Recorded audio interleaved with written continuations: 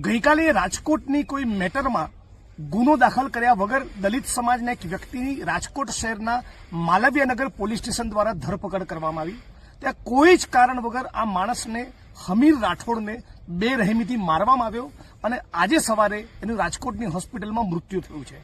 આ કસ્ટોડિયલ ટોર્ચરનો આ custodial ડેથનો case છે અને પ્રથમ દર્શની રીતે પોલીસના હાથે થયેલી હત્યા છે।